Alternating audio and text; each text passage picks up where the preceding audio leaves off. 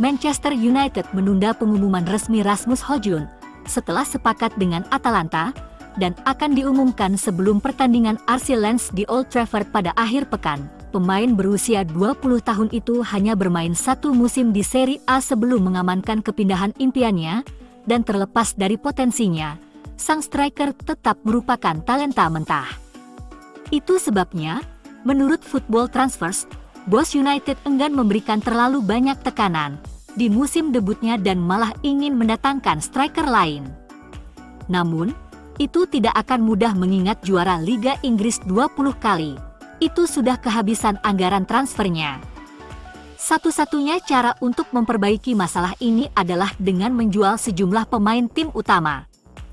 Dan bahkan rencana tersebut mungkin tidak akan berhasil mengingat pasar striker yang meningkat. Ten Hag melihat Højlund lebih sebagai penyerang serba bisa dan tidak mau memberikan tekanan untuk menjadi penyedia gol utama klub. Tim Ten Hag saat ini kekurangan daya tembak. Marcus Rashford tidak konsisten saat bermain di depan dan lebih memilih bermain di sayap kiri, sementara cedera Anthony Martial terus membuatnya kecewa. Langkah impian mengejar Harry Kane bisa dilupakan. Mehdi Taremi bisa menjadi pilihan bersama Randal Kolo Muani dan Dusan Vlahovic. Calciomercato Italia melaporkan bahwa United sekarang tertarik dengan Marcos Leonardo. Pemain berusia 20 tahun itu tampil cemerlang untuk Brasil di Piala Dunia U20. Dengan 5 gol dan 1 assist dari 5 pertandingan. Santos siap menjualnya seharga 15 juta euro. Selain United, Nottingham Forest juga tertarik untuk membawanya ke Liga Premier, tetapi Roma saat ini jelas menjadi favorit untuk mendapatkan tanda tangannya. Erik ten Hag mengincar striker cadangan, karena Højlund diharapkan segera beradaptasi dengan Liga Premier. Ten Hag memiliki opsi Anthony Martial untuk striker, tetapi pemain Prancis itu tidak dapat dipercaya, mengingat cederanya yang parah. Leonardo akan menjadi akuisisi yang layak karena dia sangat berpengalaman untuk usianya yang masih muda. Anak muda itu telah mengumpulkan 47 gol dan 11 assist dari 149 pertandingan untuk Santos. Di musim saat ini, ia telah mencatatkan 14 gol dan 4 assist dari 30 pertandingan.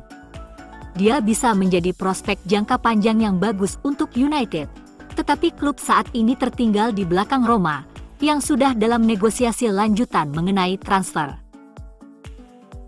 Menyusul kedatangannya di Manchester United bulan lalu, ekspektasi tinggi untuk gelandang serang Mason Mount, terutama karena dia telah dikontrak tepat pada waktunya untuk bergabung dengan klub barunya dalam tur mereka di Amerika Serikat.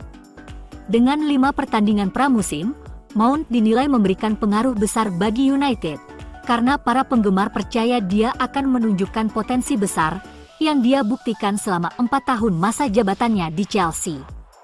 Sebelum debutnya di United, Mount digambarkan oleh Erik ten Hag sebagai pemain yang berbakat secara teknis dengan tingkat intensitas yang dibutuhkan untuk menyesuaikan dengan gaya permainan manajer Belanda itu. Debut Mount datang dalam kemenangan 2-0 United melawan Leeds.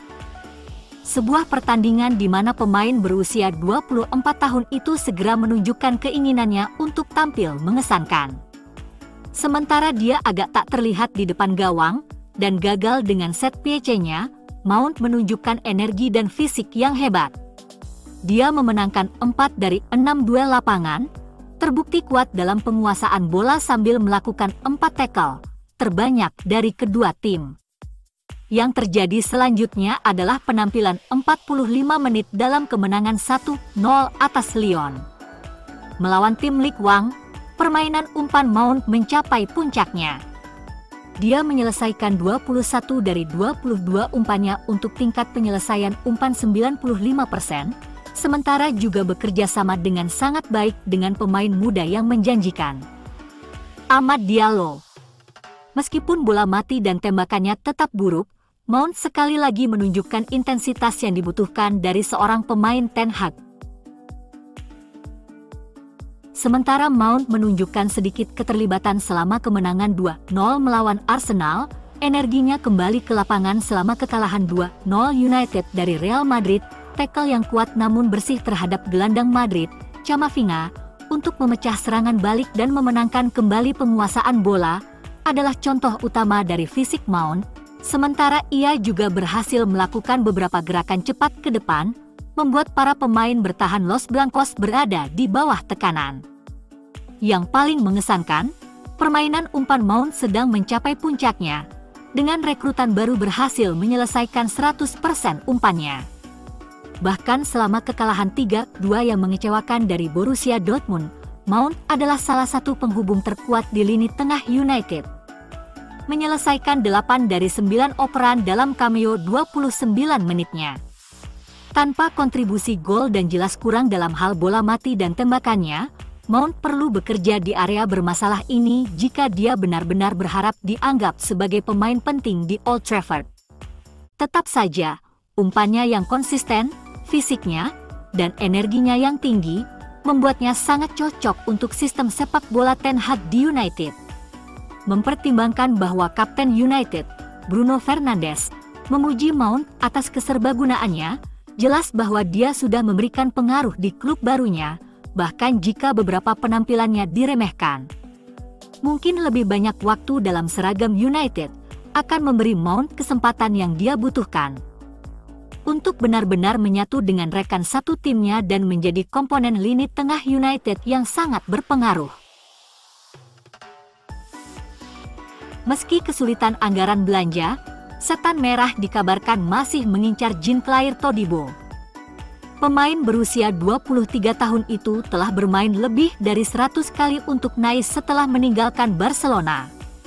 Menurut Fabrizio Romano, gelandang Fiorentina Sofyan Amrabat adalah target nyata, dan hampir pasti pindah ke Manchester dalam kesepakatan senilai 26 juta pound.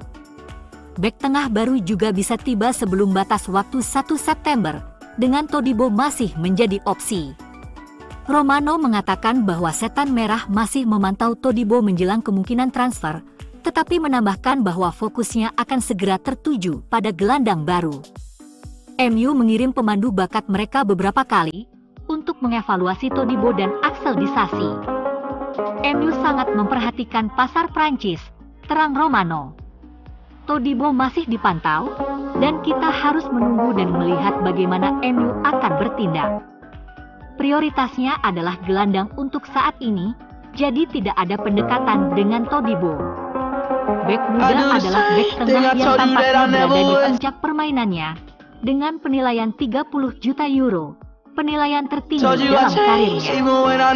Pemain berusia 23 tahun itu berkembang melalui akademi di Toulouse sebelum pindah ke Barcelona pada 2019. Namun, hal-hal tidak berjalan dengan baik di Manchester untuk pemain tersebut, yang hanya membuat 5 penampilan untuk raksasa Katalan, dipinjamkan ke FC Schalke, Benfica, dan Nice. Pria Prancis itu pindah ke Nice secara permanen pada tahun 2021 dan telah menjadi pemain lebih dari 100 kali untuk tim Prancis, 70 diantaranya terjadi dalam 2 musim Ligue 1 terakhir. Dipuji kokoh seperti batu untuk Nice oleh pencari bakat sepak bola Jacques Kulip, Todibo juga pernah dipuji oleh legenda Jerman Lothar Matthaus, yang berkata, Todibo adalah bek tengah terbaik yang pernah saya lihat dalam waktu yang lama. Pada usia 20 dia sangat tenang, dia selalu menemukan solusi yang menarik. Oleh karena itu, kepindahan ke Manchester bisa menjadi langkah bijak oleh Ten Hag. Harry Maguire dan Eric Bailly bisa pergi bulan ini, yang akan meninggalkan klub hanya dengan sebagai untuk pasangan pilihan bersama Rafael Varane dan Lisandro Martinez. Todibo berpotensi untuk menyaingi Varane dan Martinez dan akhirnya menjadi starter selama beberapa tahun mendatang, dan dari kelihatannya, sebuah langkah bisa terwujud nanti di jendela transfer. Sepak bola ramai menyoroti kasus maestro lini tengah Manchester United, Donny van de Beek. Pemain internasional Belanda telah menikmati Old Trafford yang indah sebanyak 60 kali sejak kedatangannya dari Ajax pada tahun 2020, meskipun sebagian besar dari bangku cadangan. Rentetan cedera yang tidak menguntungkan telah menodai 2 musim terakhirnya, yang menyebabkan masa bakti yang agak mengecewakan dengan setan merah. Minat untuk Van de Beek datang dari Real Sociedad. Setelah mengamankan satu tempat di Liga Champions 2023-2024, La Real kini telah mengisyaratkan niat mereka untuk membajak gelandang Belanda itu. Mereka bertujuan untuk mengamankan kesepakatan pinjaman yang dapat berubah menjadi masa tinggal permanen di San Sebastian jika semuanya berjalan baik untuk semua pihak yang terlibat. Situasi menjadi lebih kompleks untuk Van de Beek setelah penandatanganan Mason Mount dari Chelsea. Langkah tersebut telah menurunkan Van de Beek lebih jauh dalam prioritas lini tengah, menyebabkan Manchester United mempertimbangkan kembali perannya menjelang jendela transfer musim panas. Saat Juli hampir berakhir, bisik-bisik tentang Van de Beek yang menimbang masa depannya mulai terdengar. Tawaran Real Sociedad hadir dengan kesadaran akan cedera pemain Belanda baru-baru ini. Meski demikian, MU tampaknya siap untuk menyetujui kesepakatan pinjaman, sementara negosiasi mengenai klausul pembelian opsional terus berlanjut. Tampaknya Van de Beek sendiri menerima gagasan menukar hujan Manchester dengan matahari Basque. Karena potensi kepergian Van de Beek dan rekan lini tengahnya Fred semakin mungkin terjadi, tujuan MU menjadi lebih jelas. Setan merah tertarik untuk mengurangi tagihan gaji mereka, mungkin untuk memfasilitasi langkah potensial Sofyan Amrabat dari Fiorentina.